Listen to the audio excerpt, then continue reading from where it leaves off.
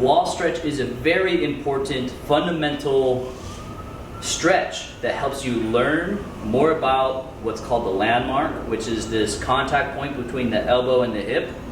And this is going to help teach you how to coil your body, right? What is a coil? The coil is this lateral flexion movement that I'm creating with my spine, right? And I'm getting there by shortening the distance between my shoulder and my hip and lengthening the other side.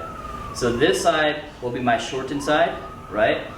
And what's important to note too is that when I do this, I'm also bringing my hip up, which you'll see my calf, my heel being elevated when I do that. I don't want to do this, the calf raise. I want to do this, like Shakira, the hips don't lie, right? So this is what I'm doing. I'm bringing my shoulder down and my hip up at the same time to create the maximum shortened position that I can with this coil, all right? Now, the more shortened I get on this side, the more lengthened I get on this side, all right? And so that's what the wall stretch is going to teach you. It's going to teach you the beginning of a coil, right? It's going to help reinforce that coil technique. But the most important fundamental thing is that we're going to establish a landmark, okay? Everything that we do on the landmine is going to have a landmark at all times, okay? The landmark is going to be relevant for every single position that we're in, right? When I get down into the hang position and I'm getting ready to clean, I'm going to have a landmark. When I get into the blade position, I'm going to have a landmark. When I get to the jerk position, I'm going to have a landmark.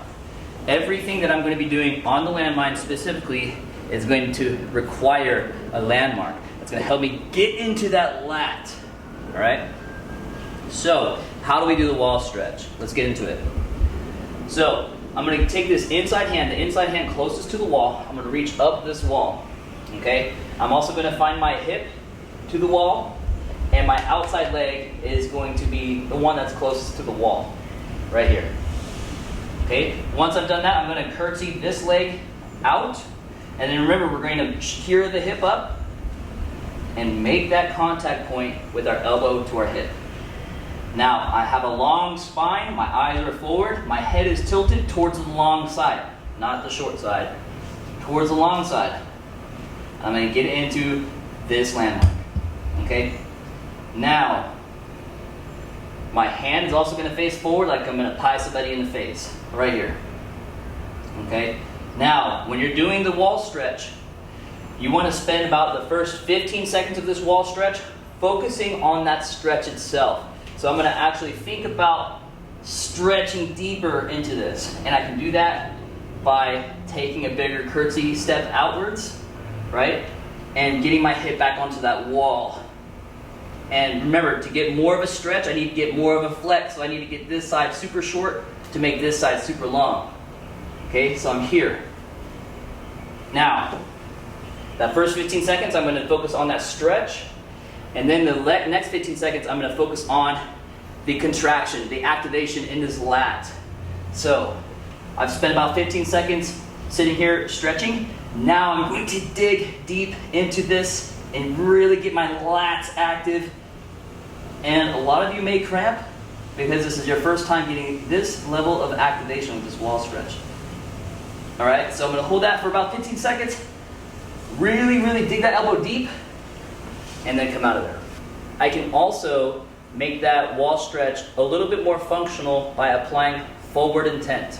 Alright, so now that I've had that basic understanding of what's going on with this wall stretch, I can now put an aggressive shin angle and lean forward into it to get this forward pressure.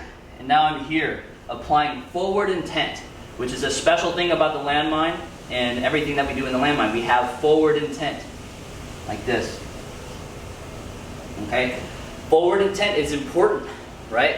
When applying these coiling and rotational techniques, I'm going forward, right? No one going backward in a boxing fight is usually one winning, right? It's a guy that's usually going forward here, right? Typically, the guy who's going forward, the more aggressive person, is going to win that fight, right?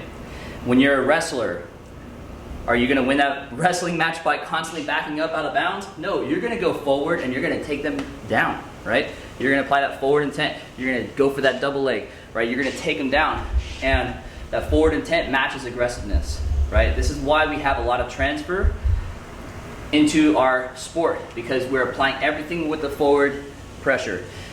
Take, for example, a basic bilateral squat, right? If I put a bar on my back, however you want to do a squat, right? I'm typically going straight up, straight down, right? To apply forward pressure with the squat, I'm going to actually have to drive forward, which I won't be able to do if I'm in a rack, right? So to get forward pressure, you see how it comes from the shin angles. From the shin angles, that's where I'm going to get that forward pressure. Now with the landmine, you have something that you can actually put forward pressure into and it's not going to move. So I can be here and get that aggressive shin angle to go forward. That is the wall stretch. Now let's get into some landmine technique.